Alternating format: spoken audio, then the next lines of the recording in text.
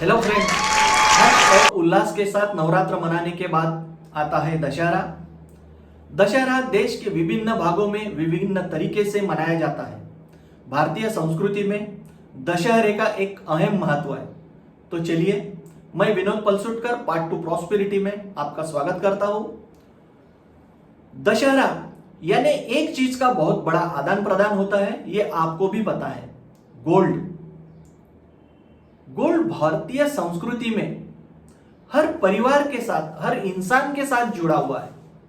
Gold किसे पसंद नहीं है? गोल्ड सबको प्यारा है, लेकिन वो होल्डिंग करने का एक लिमिटेशन है। हमें गोल्ड क्यों चाहिए?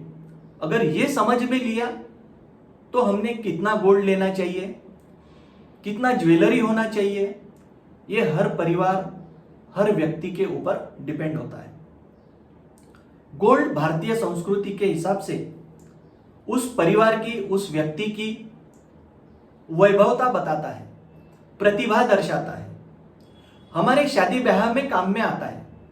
सबसे बड़ा और अहम महत्व है उसका इमरजेंसी फंड। इमरजेंसी यानी अगर किसी परिवार में अचानक कुछ पैसों की जरूरत होती है, रकम जुटाने का काम होता है, तो हम सोना गिरवी या बेचकर पैसा जुटा सकते हैं।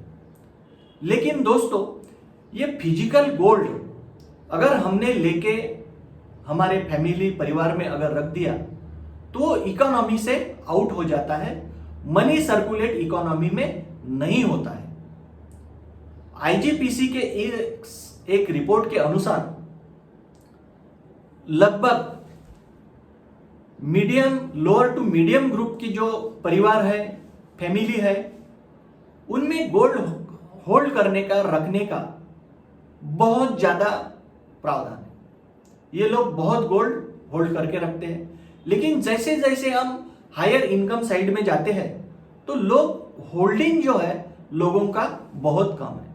मैंने आपको बताया गोल्ड इमरजेंसी में काम में आता है, तो छोटे और मध्यम जो व्यापारी है, हमारे खेती से, एग्री से रिलेटेड जो लोग हैं, वो गोल्ड को बहुत यानी 25 से 30% तक के लोग जो है गोल्ड गिरवी रख के अपने जरूरतें पूरी करती है।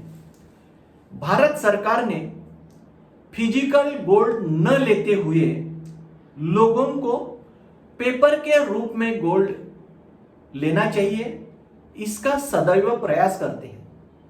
तो चलिए मैं बताता हूं।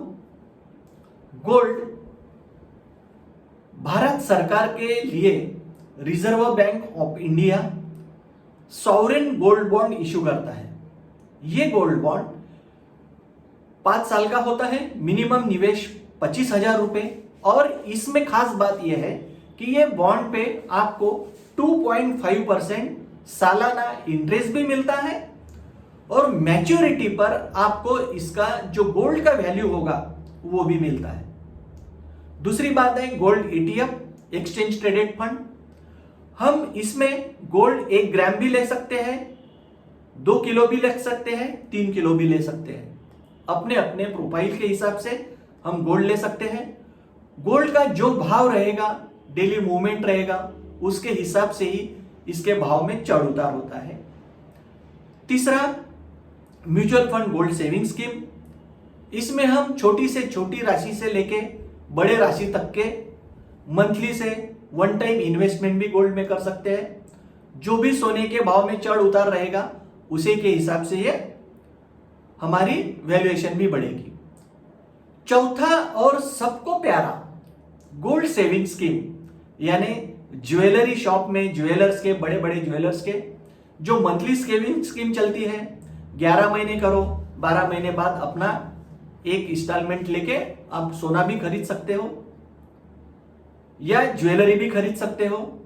लेकिन सही में दोस्तों, ये हमें लाभदायक है क्या? सोना अगर हमारे घर में है तो हमें एक थोड़ी चिंता लगी हुई रहती है। बैंक के लॉकर में रखो, घर में रखो, तिजोरी में रखो। इन सब के लिए जो सुविधाजनक, जो एक परिवार के लिए, एक आम निवेशक के लिए जो गोल्ड स्कीम्स है गवर्नमेंट की, उसमें बहुत फायदेमंद होता है। और वही निवेश करना चाहिए। तो चलिए, आप सभी को इस दशहरे की, हमारे वेल विशर्स फ्रेंड्स को दशहरे की बहुत बहुत शुभकामनाएं, और इसी के साथ में आपको थैंक यू।